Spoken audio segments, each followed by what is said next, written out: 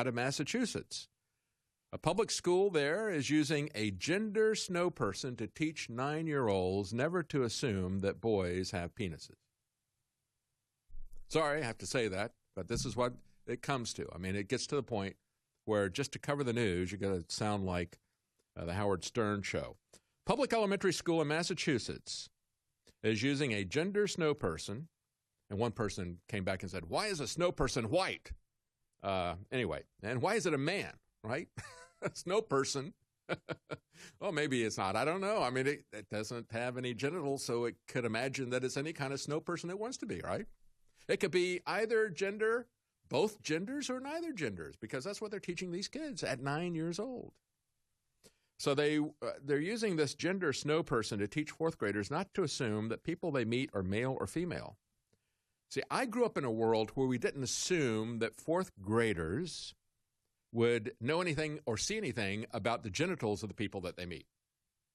But that's the world that they are setting up in Massachusetts, and it's not just Massachusetts. Stay with us. We'll be right back. You know, we've come a long way from the one-room classroom with Miss Crabtree. Gee, Miss Crabtree, I think you're swell. To what we now have, I would call these people, they're not even teachers. I would call them indoctrinators. Let's just call them indocs. Indocs, I think that's a good name. We've got an indoc right here. He's actually not an actual classroom indoc. He is the Director of Equity and Student Support for Lexington Public Schools, and they need to have this type of thing. This is something that premiered a couple of decades ago in colleges, and now it's in primary schools and kindergartens because they've now extended the indoc all the way down there, our brave new schools.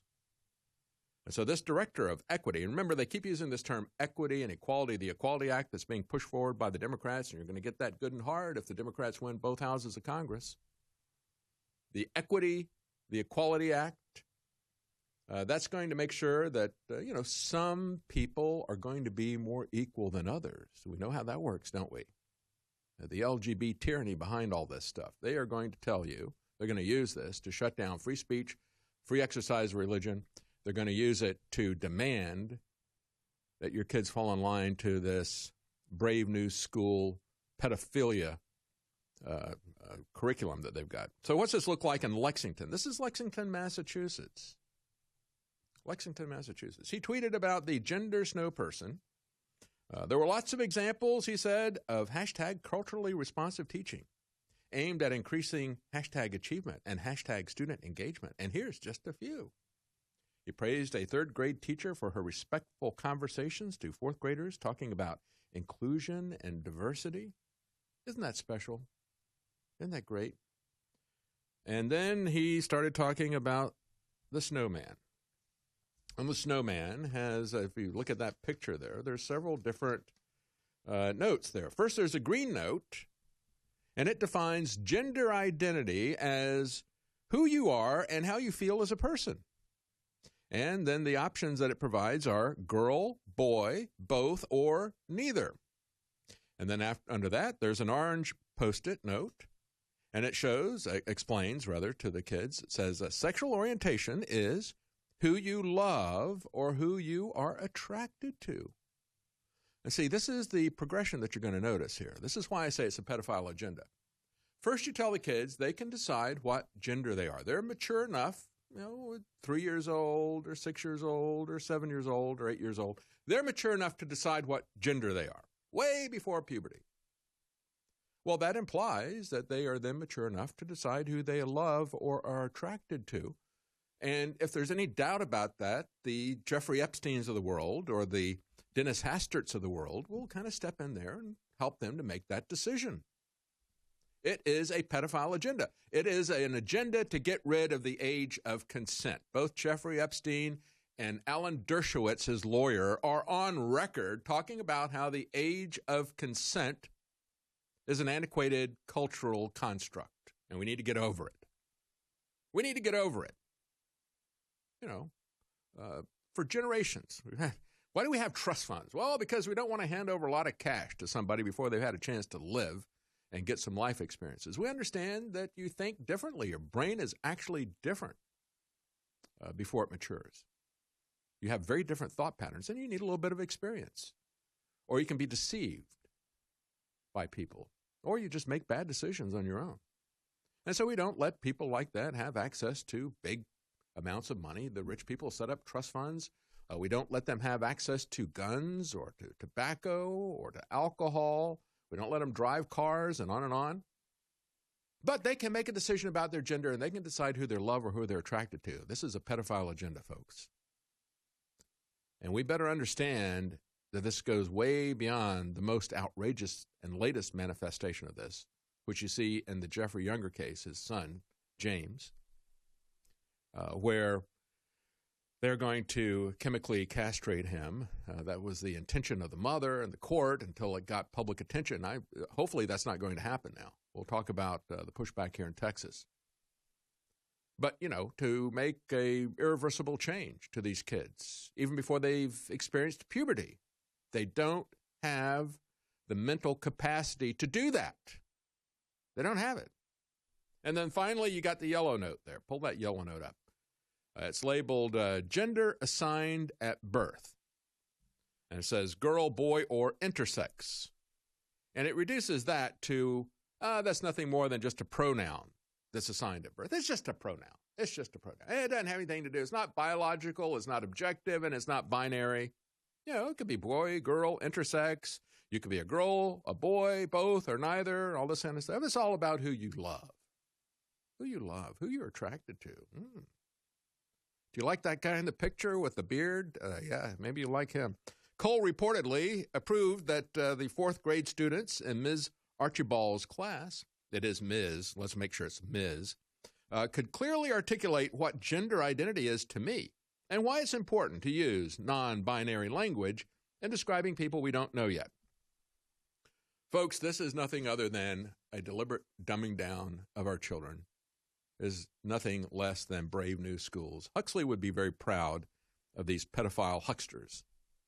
One person even asked, why is a snowman white? Well, it's not a snowman, it's a snow person. It's just, you see that little star there where his or her genitals would be, right? And that's not important. It's the little heart that they put on that middle ball that makes up the snow person. According to his LinkedIn profile, this guy who puts himself out, what was his official title here? He's the Director of Equity and Student Support in the Lexington Public Schools. His LinkedIn profile says that he is a former diversity consultant who recently joined the school district staff, the elementary school. He said, I believe firmly that issues of social justice are easily compatible with the goals of any organization.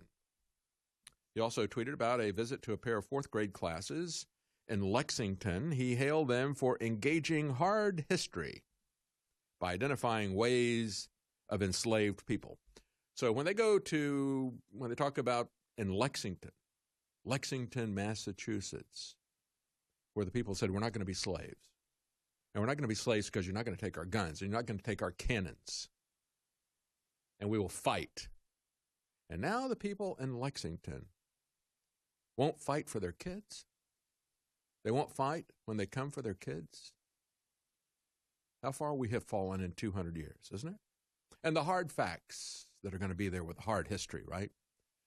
Going to be pushing their agenda of racism and hatred of America. They're not going to talk about the hard facts of liberty. They're not going to talk about the hard choices that were made by the people who fought with their lives for liberty at Lexington and Concord. No, they're going to turn it into hateful indoctrination about slavery, about racial-based slavery. Yeah, that's what we have. That's why we should call these people indocs. They're not teachers, they're indocs. And just to give you an idea where this is headed, in the UK, we have a transgender model who has filed a hate crime complaint against a man who changed his mind about having sex with her after learning that she is, quote, a lady boy. She's very upset. He or she. He is. I'm getting confused now with these pronouns. He, the transgender who has not had a sex change operation even, he says, to call me a man is a hate crime. It's like calling someone who's black the N-word. I want to be a glamour model and a porn star. That's what I want to do. I don't think I should be treated like this. I'm filing a complaint with Britain's Human Rights Commission. because the human rights commissions are about nothing more than human wrongs. Okay, when we come back, I'm going to talk about how we can set this right.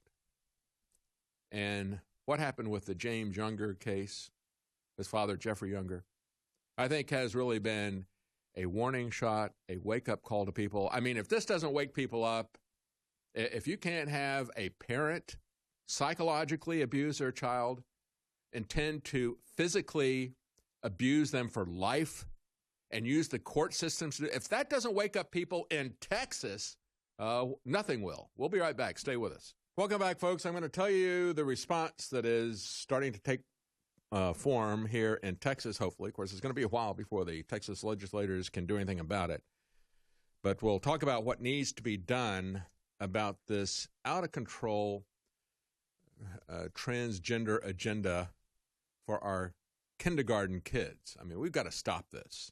We've got to stop. If there was ever abuse, institutional abuse of children, this is it. And if parents do it, as far as I'm concerned, it is grounds for taking the kids away from those parents. We take kids away from parents, and rightfully so, if they physically or sexually abuse those children.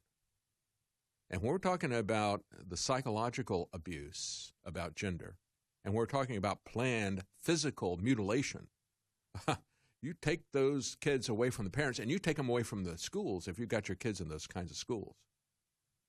So the schools need to be changed. We don't want to see this happening to any kids. And a lot of parents don't understand what's happening before it's too late. And we've had kids who've been gender gaslighted by the government school teachers, the NDOCs, the indoctrinators. I call them NDOCs. Have gaslighted those kids and then started to do and then had them undergo physical changes, chemical changes, physical changes against the wishes of the parents. Courts side with these pedophile schools. The pedophile courts side with the pedophile schools. And as I pointed out over and over again, the basis of all this, and I've got it pinned up at my Twitter account right now so you can see it. 10 years ago, I was talking about the UN Convention on the Rights of the Child. The UN is pushing this idea, and they've gotten every government except the United States government to sign on to it. But here in the United States, the judges have signed on to the principle of it. It is de facto. It's not de jure. It's not actually officially law. But as far as the judges are concerned, they rule as if it were. So it might as well be. Right? They don't pay attention to the law. They do whatever they want. We got immigration judges telling the president they don't have any authority to do anything about the border. I mean, it's clearly there's no legal or constitutional basis for a decision like that, but the judges just do whatever they want. And they do whatever they want when it comes to children's rights. Now, the reason they put children's rights out there is because the government can come in and say, well, we are acting in the best interest of the child. The parents, the kids don't belong to the parents. You've heard that. That was a public service announcement, PSA, that was run by MSNBC for a very long time. Played that years ago. Melissa Harris Perry. We got to get over this notion that the kids belong to the parents. We got to go back to Hillary Clinton's idea that it takes a village to raise a child. It takes a village to take your child. And that's what they're doing. The village is taking your children. They're taking their minds. That's why, when I talked about Greta Thunberg, I mean, literally, the village of the damned, a totally gaslighted product of this kind of miseducation and indoctrination. So what are the Texas Republicans doing?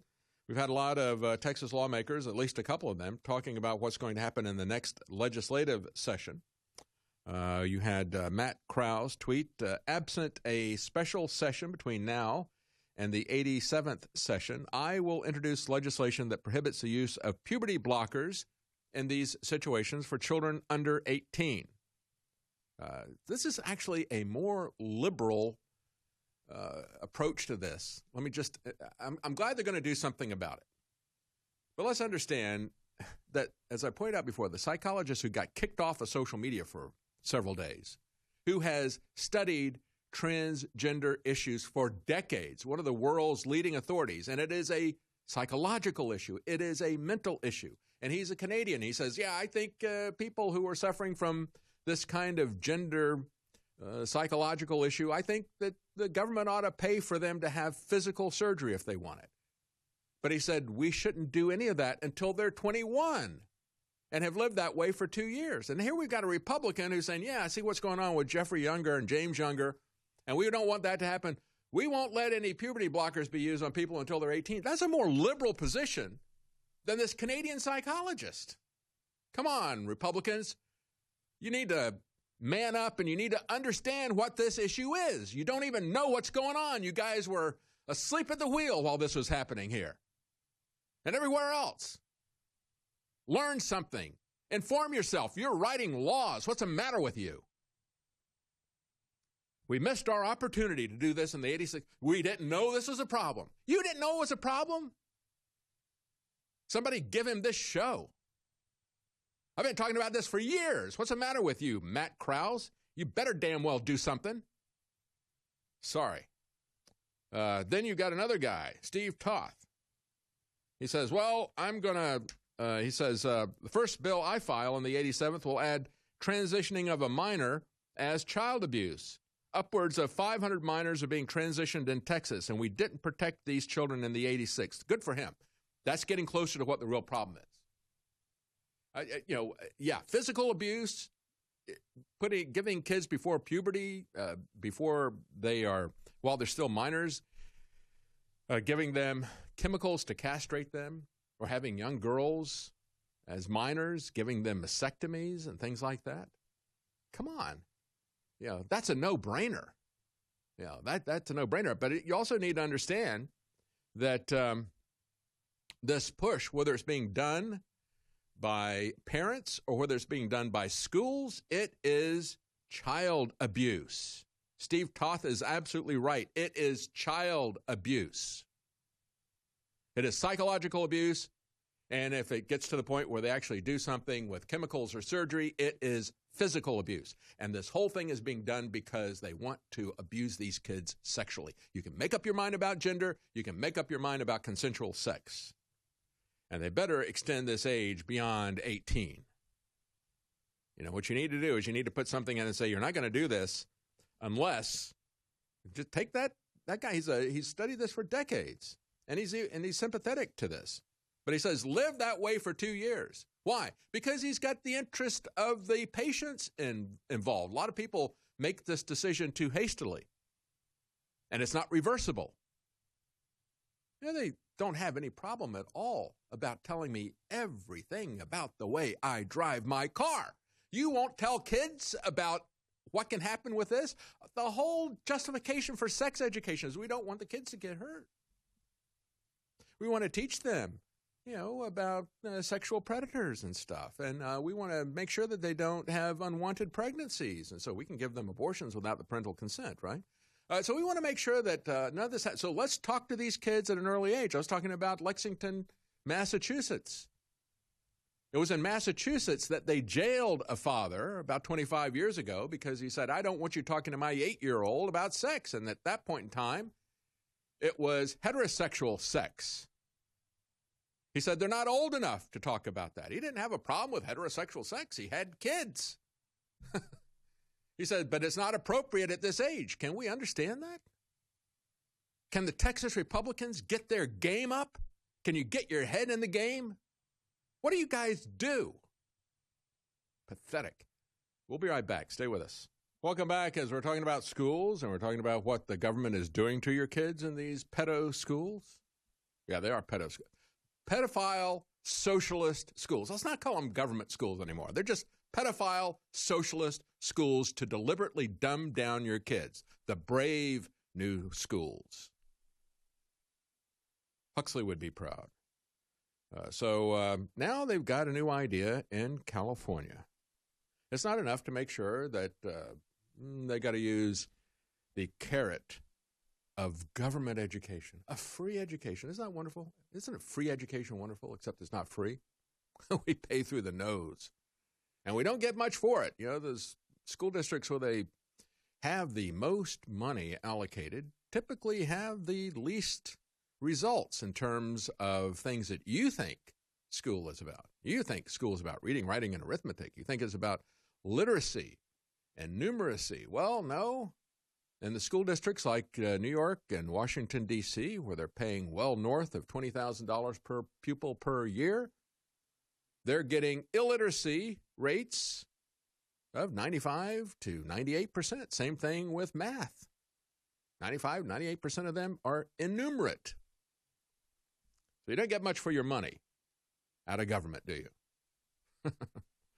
And now in California, not only do they want to make, for that wonderful government school system access, not only do they want to make vaccines mandatory, and I think they've extended it, or at least they've talked about doing this in both New York and California, saying, well, we're not going to let you go to daycare, we're not going to let you go to charter schools, we're not going to let you go to private schools if you don't get all your shots and so forth.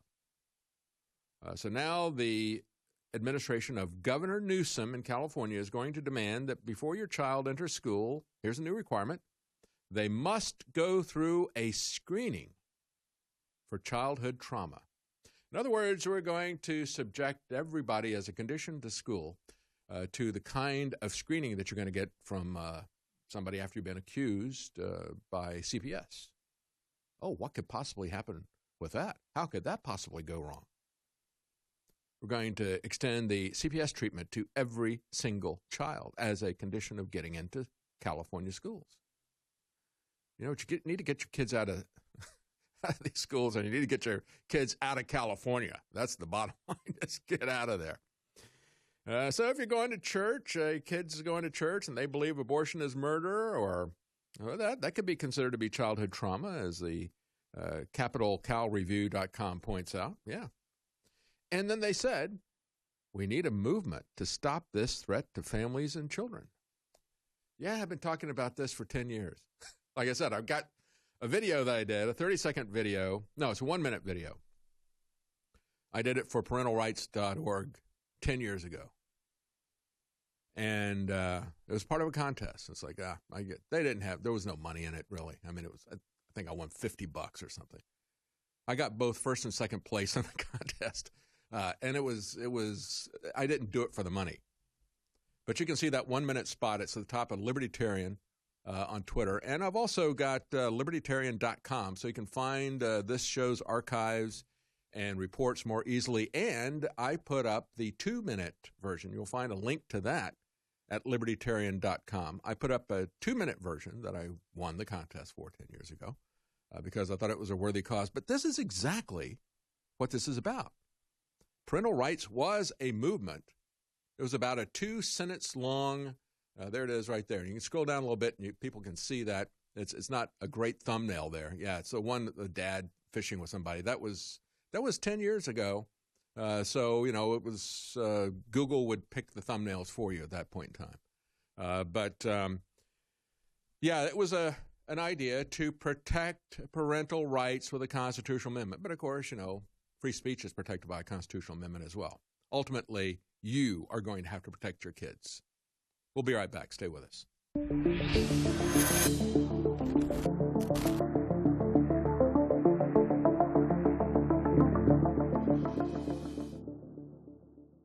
Our powerful line of fluoride-free products is the perfect gift for yourself or others who are exploring a healthier, happier lifestyle. With options ranging from toothpaste to oral spray, it's easy to find the perfect option for you. Super Blue toothpaste is the fan-favorite fluoride-free toothpaste that every InfoWarrior loves. Powered by iodine and nano silver, it's designed to deliver a powerful clean while supporting good oral health and fresh breath. Available in 2 refreshing flavors. Enjoy a minty fresh flavor made with peppermint oil, or try our bubblegum flavor. Super Blue Immune Gargle is the only option for on-the-go immune system support like no other. With the scientifically proven patented ingredient Silver Sol in 3 different sizes, you can take it wherever you go. Support good oral health with our one-of-a-kind Super Blue products. Don't miss out on revolutionizing your morning routine. Head to InfoWarsStore.com and get our line of Super Blue products today.